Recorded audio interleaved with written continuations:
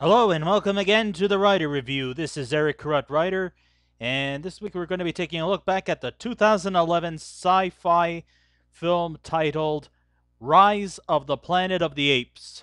Now, Rise of the Planet of the Apes runs for an hour and 45 minutes long. It is directed by Rupert Wyatt. It is produced by Peter Chernin, Dylan Clark, Rick Jaffa, and Amanda Silver. The script was written by Rick Jaffa and Amanda Silver, and the premise is of course based on the novel Planet of the Apes by Pierre Boulle. The score was done by Patrick Doyle, the cinematography by Andrew Lessine, and the editing was done by Conrad Buff and Mark Goldblatt. And the stars of the movie are James Franco, uh, Andy Serkis, Frieda Pinto, John Lithgow, Brian Cox, Tom Felton, and David Oyelowo. I don't know if I pronounced his name right. If I butchered his name, I sincerely apologize. Now, unlike the previous Planet of the Apes movie, which was really a catastrophe that Tim Burton did in 2001, it did absolutely no justice.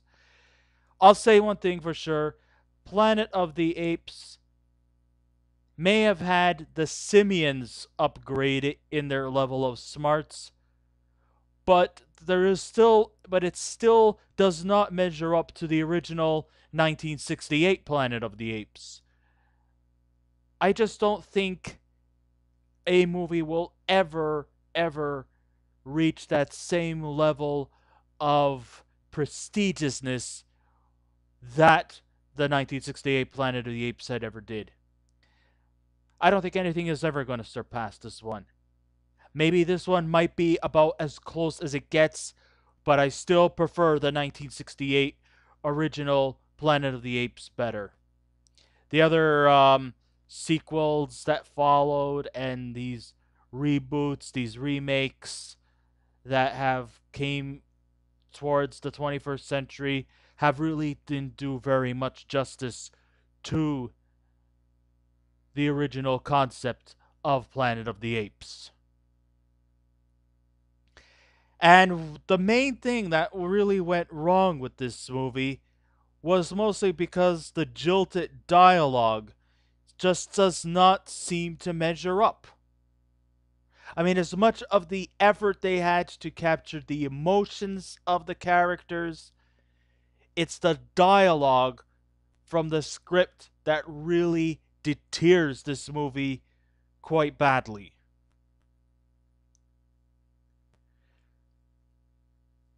I mean, it's one thing to make the apes enhanced in intelligence and in the drive. I mean, sure, they are the driving force in the movie, but I love to see a balance between the apes and the humans. And it's completely missing from this movie, which would have made this movie probably 10 times better. You know, it's a few of these missing ingredients that really makes this movie only half-assed in its efforts. I want it to be complete, not half-baked. The ideas were good. The idea of, seeing how the apes have evolved in terms of gaining more, almost gaining more intelligence to the humans is a remarkable milestone. They're not actually at the same level of intelligence as humans, but they are taking kind of like a step in that right direction so that they could be, more cognitive in their thinking processes as opposed to being still inferior. They're still inferior to the humans, no question about it. They're still inferior, but they are making a pivotal turn towards becoming just as a more higher level of intelligence than in the previous Planet of the Apes movie that Tim Burton directed. But it's just too bad that the dialogue is what really, really brought the film down. From the lacking Oscar speech from James Franco, this movie marks the first time a live action film was nominated for an Oscar where the views and the perspectives are seen through the eyes of a responsive ape who has the capabilities to function like a human. I mean, this ape who goes by the name of Caesar, he has the functions of a human. He can't fully talk yet, but he could still communicate, he could still react. He seems to have a general understanding of the quirks and how we humans operate through our thinking processes. He can solve problems, he can plan, he can strategize. And I thought that the and I thought of him being the catalyst towards what was an epic revolution. It does actually bond nicely with the viewers watching. The progressive build-up was one of the many great idiosyncrasies about this movie that makes you want to stay intrigued. And that's all very provocative and insightful, and it has everything you would want in a blockbuster summer film. It doesn't have to be filled with um, gratuitous explosions. There is violence, there is chaos, there is anarchy, there is hostilities like you would see in a summer blockbuster film. But the movie loses substantial points due to the dialogue, which to me feels very limp and not exactly very well structured. And even the human characters, with the exceptions of maybe a couple, also just don't seem to be very interesting. I want to see a balance between the superior or the progressive intellect of the apes and the interactions with the humans. I wish I would have seen more of that. And I wanted to see the human characters be just as equally poignant to watch as the simians.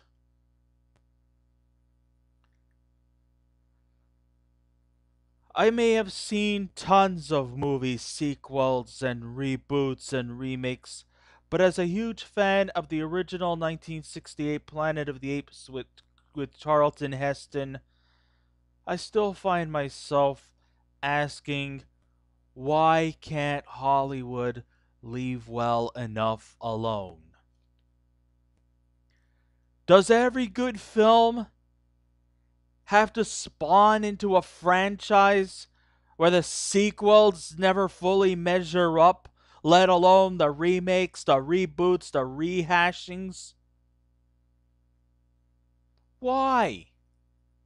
Why do we need to have an epical franchise where things just gets changed or thrown around and just made into one big convoluted mess? Why do we have to have these things? Isn't a good story could be just be told without having to expand? Some of them may work, sure, but most other cases they never fully measure up to the integrity of the original. And I don't think Hollywood will ever learn their lessons. So, with the advanced CGI that was used to make Avatar, being motion capture technology, that's become the new thing. Seeing a person dressed as an ape has become much more of an afterthought. Personally, the 1968 Planet of the Apes, the monkey suits, the prosthetics, the makeup, and stuff like that is has always been, much more creative, maybe yeah, a little campy, a little cheesy, and not entirely believable, but still, the makeup, the prosthetics, the costumings, that tells a story. A story isn't just told through dialogue, through words of mouth, and through narration. A costume tells more of a story than motion capture technology. To me, I still kind of find that to be a bit lazy. It's just a bunch of computer geeks sitting at their computers, and the motion capture actors are just doing facial expressions. They'll just stand at a green screen and just smile when they're happy, frown when they're sad, or lose their temper when they're angry. Whichever is the case. I mean, I just think it's a lazy approach. I mean, by the actors wearing the suits, the ape suits, that's practically more effective. Archaic, sure, but it's a more effective way of telling a story. And if that magic is lost, then the story is lost. And this is kind of like the case of Rise of the Planet of the Apes. I know people are probably going to say, come on, Eric, get with the times. This is the 21st century. This is not 1968. I understand. I understand. Change has happened. We're living in a different time period. We're living in a different time where more people depend on computer technology than good old fashioned artistry, where computer technology seems to be taking over from artistry.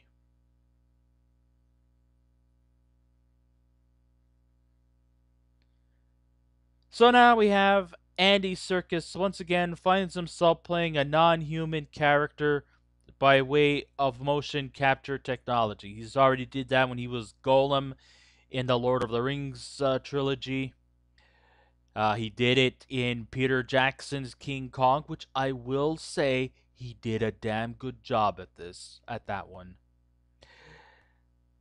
And so here he plays Caesar, an intelligent simian whose educational merit deprives of anything that was magical about the original Planet of the Apes movies. Yes, there were several references from the original 1968 movie.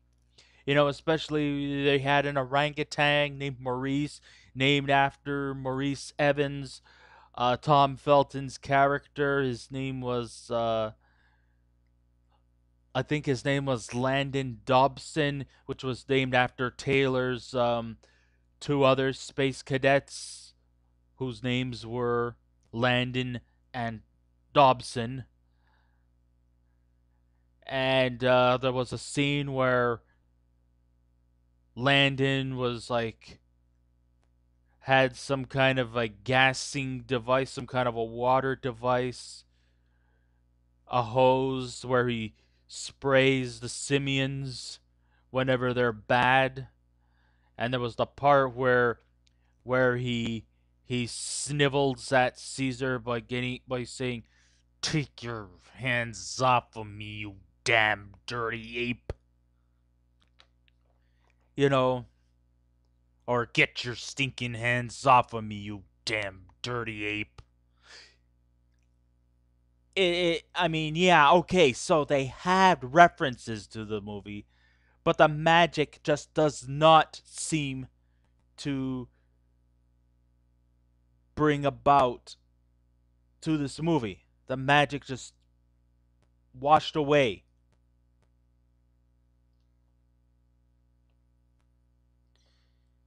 So, okay, so Caesar has advanced intelligence, and he got the advanced intelligence when over at a pharmaceutical company called Gensis, I believe that's what the name was, and they're working on some new pharmaceutical apparatuses which could help advanced advance human intellect, let alone be the medical breakthrough that could be the cure to Alzheimer's disease. And that leads us to our protagonist, Dr. Will Rodman, played by James Franco. He's a scientist, and he was hoping to find a cure for his father, Charles, played by John Lithgow, who, by the way, was, of all the human characters in this movie, he was the best performer here. It's just too bad he wasn't used very often. He didn't have very much screen time, but he does truly break your heart in his heart-wrenching performance. I just hate to see a guy fading away. And I was just hoping that this new serum would help cure put a cure to Alzheimer's disease. There's of course still they're still out there trying to look for some medical breakthroughs in hopes that one of these days we will find the cure to Alzheimer's disease. It's a very painful, sad way to go when every day your memory starts to fade out.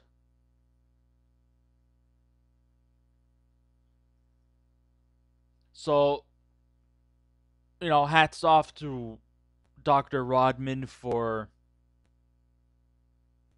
trying to come up with a cure for Alzheimer's, even though his superiors think that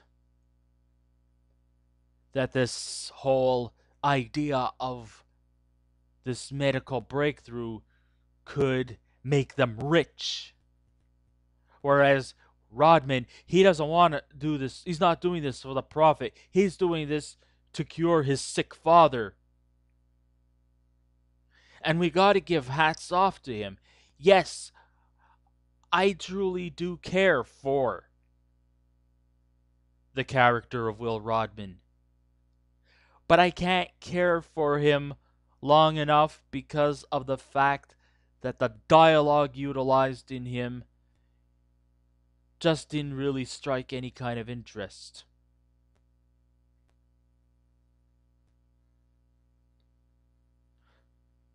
So, he's working on an antidote that might rectify the damaged brain tissues that cause your brain to progressively malfunction.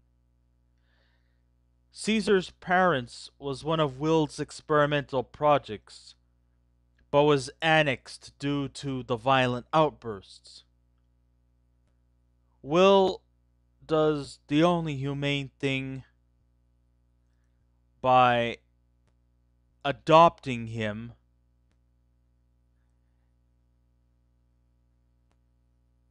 and then once things just don't go very well at the house, because at one time, Caesar still has animalistic instincts. He takes him to I guess you could say, a facility for simians, where a corrupt individual is looking after him, and his son, who's nothing more than just a sniveling, stupid punk. Yes, that's right, that's Tom Felton of Harry Potter fame. Yes, Tom Felton's character, man. When will he realize that he's playing a completely different character? When will he step out of the bubble and realize that he can't play Draco Malfoy for the rest of his life? He has to learn that I didn't see a new character in Tom Felton's. All I practically saw was Draco Malfoy working as a zookeeper's assistant. That's all I saw in Tom Felton. When will he realize, when will he break out of that typecast? I mean, Daniel Radcliffe has moved on. He stepped out of Harry Potter's shadows and has done some pretty good movies. Same could be said for Emma Watson and Rupert Grint. But Tom Felton in this movie still looks like he's channeling in on his Draco Malfoy character. Okay, Mr. Felton, with all due respect, Malfoy is finished, okay? The Harry Potter franchise is done. Move forward. That's all I ask. I'm sure you're a good performer, a great talent, and I'm sure your future is still very good. But I think it's time to just step out of Draco Malfoy and try your luck at other character roles. Maybe play somebody who's sympathetic. Right now, I still see Draco Malfoy. Not much. When I saw this movie, I thought about a documentary called Project Nim. And this kind of focuses on chimpanzees who are very capable of learning by being homeschooled. I mean, hey, chimpanzees, they're the main subjects to film these days. I mean, after all, they are the closest in the animal kingdom to adapt to human interaction. I mean, they could communicate through sign language, and they can actually express when they're happy and when they're sad. They're still pretty much animals. But then again, we as human beings, when we're acting uncivilized, there's still primal instincts in us too. Maybe one day they might even surpass us if we're lucky or unlucky, depending on your point of view. Maybe they will be able to live amongst humans. Who knows?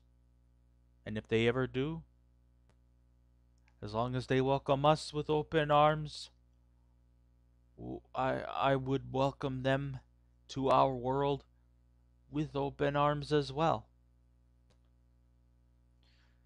And look, I got nothing against James Franco. I mean, he is a great performer, but it's just that his role was just not really convincing. He seemed very dry and wooden, and he's not alone in this too. Frieda Pinto was kind of dull and wooden. Brian Cox, as the kind of like a villain character, too he was bland. Tom Felton was still Draco Malfoy. Um, David Oyelowo. I'm sorry, I didn't mean to murder his name. As Stephen Jacobs, coming across as just some greedy corporate shrill. He also was pretty bland. So I'm not just pointing at James Franco here, but he just did not leave a lasting impression to me. And I'm not really particularly saying that he's not at fault here. It's mainly due to the hack effort script by Amanda Silver and Rick Jaffa. The dialogue seems to be lowered to, what are you saying? The plot points just seem to go on like we were being spoon-fed. Is it just me, or does the director Rupert Wyatt think that people who like summer blockbusters are dumber than apes? Does he? The initial climax escalates when the mighty Caesar, Hail Caesar! Leads his fellow chimps on an epic revolt in San Francisco across the Golden Gate Bridge. Now I was hoping that we were going to witness a King Kong moment where Caesar would be romantically infatuated over a Jane Goodall wannabe primate specialist played by Frieda Pinto. But that was not the case. Instead, we're left in the wings as the film morphs into another sequel into the franchise, which is, of course, going to be Dawn of the Planet of the Apes. Well, look, I'm not bashing this film entirely. It was a good effort that caught my attention, but it just came up short. Hopefully the sequel will be better. Only time will tell. Until then, I still praise the 1968 original Planet of the Apes. So, in spite of the good effort that this movie had, I give Rise of the Planet of the Apes a scale out of 10. I give it a 6. So I guess this ends my rider review. Thank you all for listening in. If you wish to subscribe to my channel, please feel free to do so. If you wish to leave a comment, go right ahead. Just remember, be kind, be courteous, and please refrain from any rude comments. And I will be back again with another movie review. So until next time, this is Eric Carrot Writer saying, keep watching those movies. And I'll see you around. Goodbye.